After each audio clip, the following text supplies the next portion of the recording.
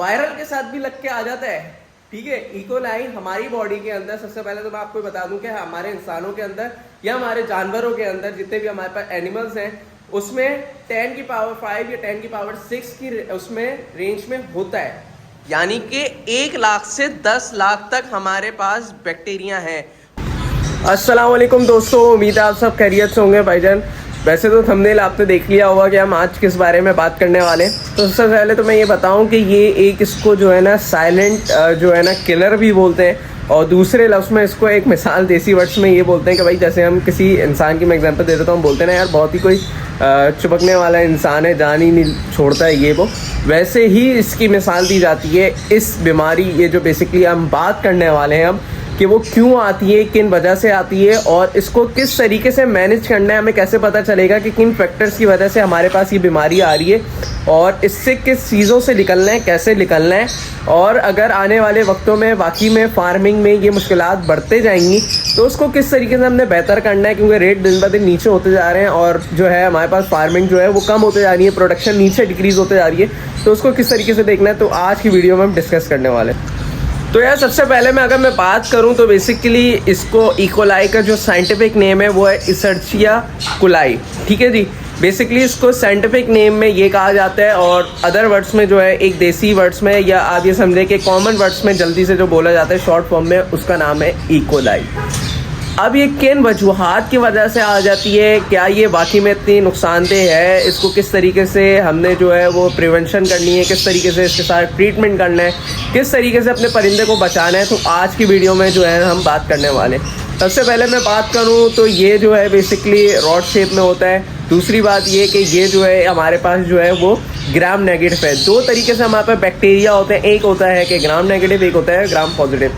इसके ऊपर बात नहीं करूँगा कि ग्राम नेगेटिव ज़्यादा ख़तरनाक होता है, ये ग्राम पॉजिटिव वो अदर उसमें जो है इंशाल्लाह टॉपिक डिस्कस कर लेंगे आने वाले वक्तों में इंशाल्लाह। जैसे आज इकोलाई की है तो आने वाले वक्तों में कोशिश करेंगे दूसरी बीमारियाँ भी करें।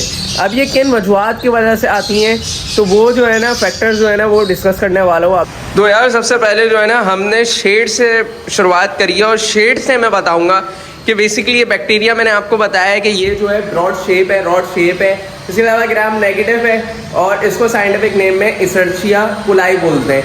अब ये किन वजूहात की वजह से आती है तो वो इंशाल्लाह हम प्रैक्टिकल जो है ना लेके डिस्कस करेंगे, ताकि आप लोग का जो माइंड प्रॉब्लम है ना, जो आप लोग को समझ में नहीं आ रही कि भाई ये वाकई में बीमारी इतनी ख़तरनाक है और किस वजह से आ रही है, जो लोग बोलते हैं भाई इन वजूहात की वजह से आ रही है, तो वो भी आपको जो है ना वो पता चल जाएगा कि कौन सही है कौन गलत है। तो अक्सर होता है ना हम किसी के पास जाते हैं, वो बोलता है कि भाई ये इसको इकोलाई हो गया है, ये उसकी वजह से आया है। तो मैं बेसिकली इसलिए वीडियो बना रहा हूँ कि अगर मैं फार्मिंग कर रहा हूँ, अगर मैं ये चीज़ की पढ़ाई कर रहा हूँ, सीख रहा हूँ, तो मेरा काम है कि आप लोग को सिखाना, आप लोग को मैं बताऊँ। ठीक है, तो आज जो है ना हम डिस्कस करने वाले हैं भाई कि इकोलाई किन वजूहात की वजह से आता है। सबसे पहले देखें, अगर शेड की सफाई अच्छे से नहीं हुई होगी और बैक टू बैक फ्लॉक दले जा रहा है, बैक टू बैक फ्लॉक दले जा रहा है, फ्यूमिगेशन नहीं हो रही, डिसइंफेक्शन यूज़ नहीं हो रहा, प्रॉपर क्लीनिंग नहीं हो रही, प्रॉपर वॉशिंग नहीं हो रही, एक ही बर्तन जो है 2.5-3 साल तक लगड़े जा रहे हैं विदाउट एनी वॉशिंग, और यहाँ तक जो निप्पल हैं अगर उसकी सफाई अच्छे से नहीं की ना भाई तो उसके अंदर भी हो सकता है बैक्टीरिया हो। इकोलाई वायरल नहीं है, इकोलाई बैक्टीरिया है। ठीक है जी, बैक्टीरिया।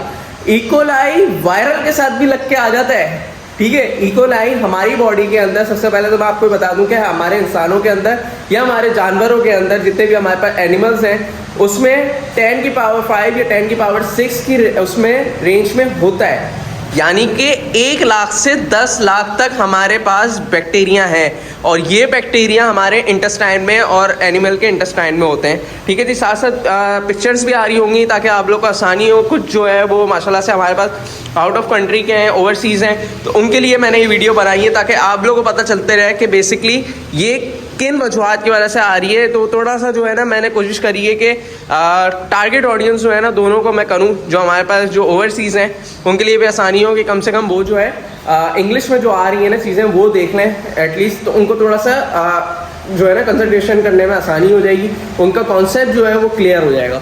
ठीक है, सबसे पहले तो मैंने आपको बताया कि पानी अच्छा नहीं होगा, पानी की वजह से आ जाएगी, निप्पल की सफाई अच्छी नहीं होगी, शेड की सफाई अच्छी नहीं होगी, फीडर्स की सफाई अच्छी नहीं होगी, इनलेट्स किसे बोलते हैं, फेंसिस किसे बोलते हैं, अक्सर मैं बोलता हूँ ना फेंसिस, बेसिकली ये होती है, ठीक है जी, जाली को बोलते हैं। इनलेट्स किसे बोलते हैं? खिड़कियों को बोलते हैं। इसके अलावा डक्ट्स होती हैं कंट्रोल शेड में। यहाँ तक बैक्टीरिया मैं आपको बताऊँ ना, अभी कहाँ कहाँ होगा हमें नहीं पता, इसलिए हम बोलते हैं कि प्रॉपर शेड की सफाई करो। और कुछ जगह ऐसी होती हैं जहाँ पे पानी नहीं लग सकता, जैसे फैंस हो गए, जैसे ये रूफ हो गई, रूफ में कहाँ तक हम पानी पहुँचाएंगे, तो उसके लिए हम फ्यूमिगेशन करते हैं, ताकि हमारे पास जो कुछ बैक्टीरियाज ऊपर में या कुछ ऐसी टेढ़ी मेढ़ी जगहों पे कोने कुचड़ों में बैठे हुए हों, तो वो फ्यूमिगेशन से मर जाएं, उनका लोड कम हो जाए। अब ये कब आते हैं? ये आते हैं बेसिकली जब हमारा बर्ड किसी स्ट्रेस में जाता है, जब हमारा बर्ड किसी बीमारी की तरफ आता है, जब हमारे बर्ड की इम्यूनिटी डाउन होती है, जब हमारा बर्ड जो है उसकी हेल्थ कॉम्प्रोमाइज़ होती है, तो ये जो बैक्टीरिया है इकोलाई, इसको फेवरेबल कंडीशन चाहिए होती है। जब वो देखता है कि बर्ड जो है वो हेल्थ में कॉम्प्रोमाइज़ कर रहा है, उसका इम्यून सिस्टम डाउन हो रहा है, तो जब ये एक्टिव हो जाता है, यानी कि मैंने आपको जैसे बताया 1 से 10 लाख तक हमारी बॉडी या एनिमल की बॉडी में इंटेस्टाइन में होता है, लेकिन ये जब आता है, जब वो देखता है कि उसको एक फेवरेबल कंडीशन मिल रही है कि हमारा बर्ड जो है यार वो ढीला ढाला बैठा हुआ है, स्ट्रेस में आ गया है, उसकी इम्यूनिटी डाउन हो रही है, वैक्सीनेशन कर दी तो वैक्सीनेशन हमने सही से नहीं करी, उसका स्ट्रेस आ गया, या हमारे बर्ड में कोई किसी किस्म की कोई प्रॉब्लम आई है, तो उसकी वजह से आ जाता है। रूट्स क्या हैं, किन वजह से आता है? देखें, बेसिकली इकोलाई जो है ना, अब ये गौर से सुनिएगा, जो लोग स्किप करेंगे ना वही चीज़ मिस कर देंगे। इकोलाई 2 तरीके से आता है, एक आता है हॉरिजॉन्टल, एक होता है वर्टिकल, ठीक है जी। हॉरिजॉन्टल बेसिकली होता है ये कि अब जैसे फॉर एग्जांपल मैं एक एनिमल हूँ, ठीक है जी, और मेरे अंदर इकोलाई है, मिसाल दे रहा हूँ, और मेरे बराबर में फॉर एग्जांपल ये एनिमल है, ठीक है, पूरा फ्लॉग रन हो रहा है, सारे एनिमल हैं, लेकिन मेरे अंदर इकोलाई आया। मेरे अंदर इकोलाई कैसे आया? मेरी वजह से, ये मैनेजमेंट की वजह से, मैंने प्रॉपर बायोसिक्योरिटी अच्छी नहीं करी, या मैंने फीड की सिलेक्शन अच्छी नहीं करी। अगर अच्छी फीड नहीं होगी, अगर फीड बाहर सही से स्टोर नहीं करी, उसके अंदर बैक्टीरिया आ गया, तो हमारे पास बॉडी के अंदर इकोलाई आ गया। अब सीन सुने, हॉरिजॉन्टल की मिसाल दे रहा हूँ, मेरे अंदर इकोलाई आया, ठीक है, अब क्या हुआ, मैंने पूरे शेड को ट्रांसमिट किया। क्यों? क्योंकि जब एक एनिमल एक बीट करता है ना, यानी कि आप ये समझें कि जो उसकी मैन्यूर होती है बीट, वो अब फॉर एग्जांपल समझें सारा राइस एक्स पड़ा हुआ है, ये बीट पड़ी हुई है, अब इस बीट के आसपास सारी मुर्गियाँ घूम रही हैं ना भाई।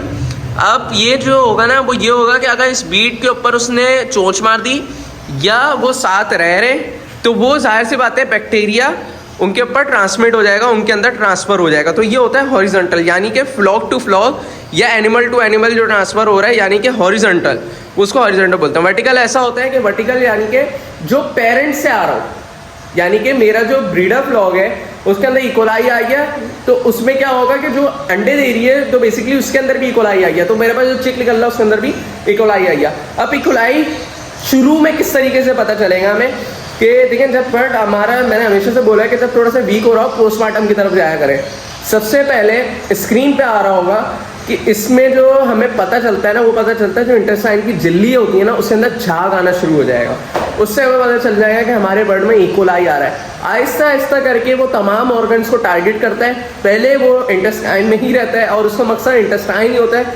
अब वो आहिस्ता आहिस्ता क्या करेगा, बड़े उस पर कि वो लिवर भी डैमेज कर देगा, तमाम चीज़ें कर देगा, एयर सेक्राइटिस कर देगा, यानी कि एयर सेक जो होता है हमारे, उसको भी तंग करेगा, बहुत सी चीज़ों को जो है ना वो मुतासिर करेगा।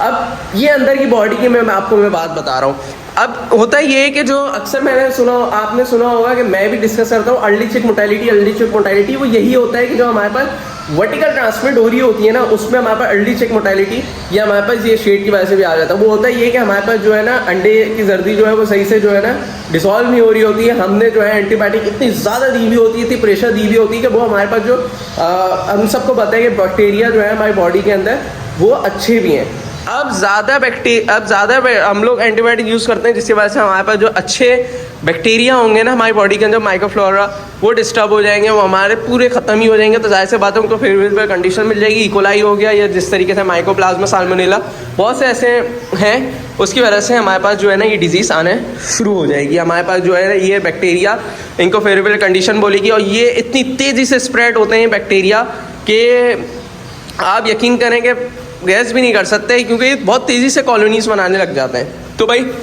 ये तो हमें पता चल गया कि हमें इस तरीके से ट्रैकल करना है। अब आप स्क्रीन पे जो है ना साथ साथ आपको जो है ना पोस्टमार्टम की पिक्चर्स भी आती रहनी है कि भाई किस तरीके से जो है हमें पता चल रहा है कि इसके अंदर इकोलाई है।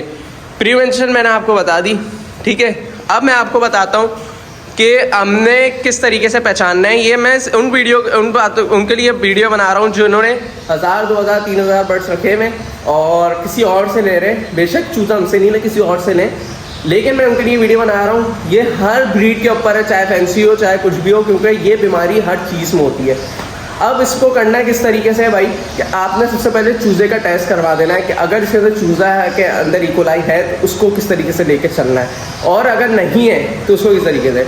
अक्सर हम क्या करते हैं, हमने एमोक्सिलिन दे दी, हमने कोलिस्टीन दे दी, हमने एंड्रोफ्लॉक्सिसिन दे दी, हमने जो है ना टेट्रामाइसिन दे दी, बहुत सी मेडिसिन हमने लोड कर दी भाई मेरे भाई। जो हमारे अंदर अच्छे बैक्टीरिया हैं उनको आपने किल कर दिया, हमारा पूरा जो है आप ये समझो माइक्रोफ्लोरा जो है वो डिस्टर्ब हो गया।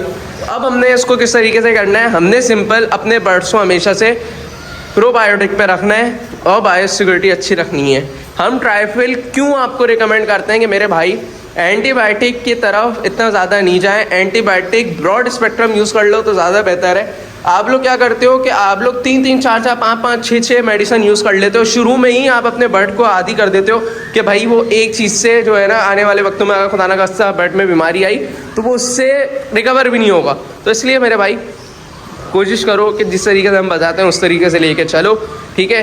कंसल्टेशन लेनी है आपको, कंसल्टेशन लें, ठीक है जी। कोर्स आपको अवेलेबल है भाई, वलीद का कोर्स अवेलेबल है 2500 में आप लें। कोई कोर्स मेरे से आप लें 2500 का आपको पड़ जाएगा, लेकिन आप मेरे से लेंगे तो 2000 का पड़ जाएगा, 500 डिस्काउंट मिल जाएगा। अब वो आपके ऊपर है कि आप मेरे ऊपर डायरेक्ट मेरे पास आके लें या वलीद के पास से लें, नो इशू, कोई मसले वाली बात नहीं है। आपने क्या करना है, अगर वलीद के पास से लेना है तो जो है ना वो मेरा रेफरेंस देना है, 2000 का पड़ेगा, और डायरेक्ट मेरे से लेंगे तो कोई मसला नहीं है, वो भी आपको 2000 रुपये का ही पड़ेगा। कंसल्टेशन उसमें भी मेरी होगी और वलीद की होगी, ठीक है जी। बहरहाल ये तो हो गया टॉपिक कंसल्टेशन वाला। अब वीडियो लंबी हो रही है, देखूंगा अगर इसमें बात कंप्लीट हो सकी तो वीडियो को एंड करूंगा, वरना पार्ट 2 बना दूंगा। तो ये जो है ना बेसिकली ये हो गया। मेडिसिन इंशाल्लाह पार्ट 2 में बनाऊंगा मैं, ठीक है। पार्ट 1 में ये था कि प्रिवेंशन किस तरीके से करनी है, अगर इकोलाई आ रहा है तो क्यों आ रहा है, किस तरीके से आ रहा है, तो उसको किस तरीके से मैनेज करना है। ये चीज़ें जो है ना भाई, अगर आपके शेड में आ गई, आपके बेडिंग अगर लीटर जो है वो गीला हो गया तो इसके अंदर आपके अंदर कॉक्सी आ जाएगी। बहुत से लोग ब्लंडर कर रहे होते हैं, ठीक है जी। बहुत से लोग शेड के अंदर इकोलाई आ गया, हाथ पांव खुल जाते हैं, मेडिसिन अच्छे से अच्छी यूज़ कर रहे हैं, बीटे पड़ी हुई। अरे मेरे भाई बीटों का क्या करना है। अब जाहिर सी बात है 1000, 2000, 10,000 शेड वाले बीटे किस तरीके से चेंज करेंगे भाई, राइस सक्सेस से चेंज करेंगे, वो भी कॉस्टिंग ऊपर जा रही है उनकी, फिर मैनेजमेंट के इशू हो रहे हैं।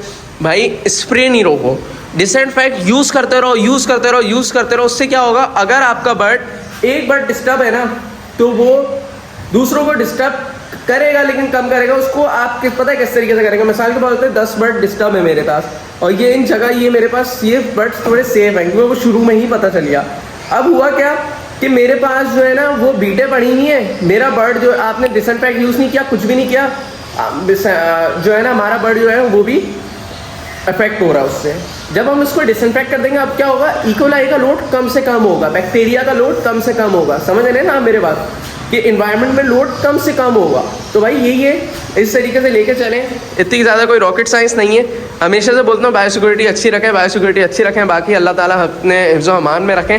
ये वीडियो मैंने इसलिए बनाई है कि भाई बैक्टीरिया में माइकोप्लाज्मा, CRD, जी साल्मोनेला, इकोलाई, ये बहुत ज़्यादा आते हैं, कॉक्सी वगैरह बहुत ज़्यादा आते हैं बेइंतहा, और पूरे शेड तकरीबन आप ये समझेंगे ख़त्म हो जाता है इससे अगर हमने ट्रीटमेंट नहीं किया।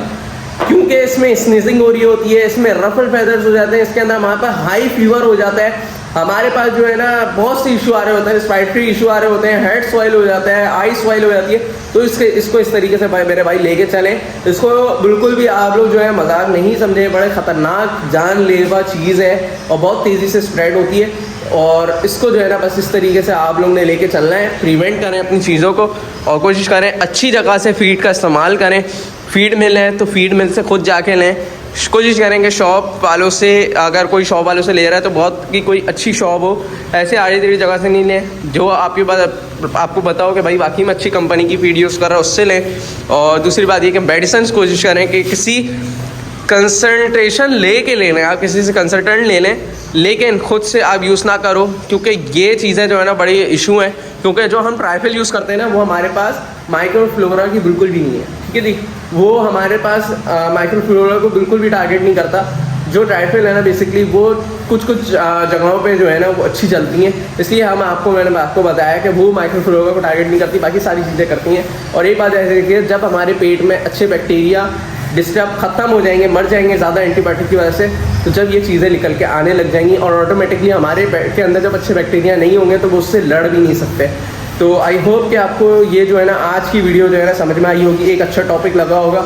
इस तरीके से मज़ीद अगर आप अच्छे कंटेंट हमारे देखना चाहते हैं और हम चाहते हैं कि मैं इस तरीके से मज़ीद आपके लिए एक ये समझें कि एक अच्छी से अच्छे कंटेंट लेके आऊँ, अच्छे से अच्छा आप ये समझेंगे वीडियोस लेके आऊँ, और ख़ास तौर पे ये मैनेजमेंट और डिजीज़ के ऊपर लेके आऊँ, तो वीडियो को लाजमी शेयर करिएगा आपस में अपने दोस्तों के साथ। उन दोस्तों के साथ शेयर करें लाजमी जो अभी काम करना चाहते हैं या काम कर रहे हैं, जो इन चीज़ों से परेशान हैं, उनको किस तरीके से निकालना है, उनके साथ लाजमी शेयर करें। मिलते हैं नेक्स्ट किसी और एपिसोड में, जब तक के लिए मुझे इजाज़त दीजिए। अल्लाह हाफिज़।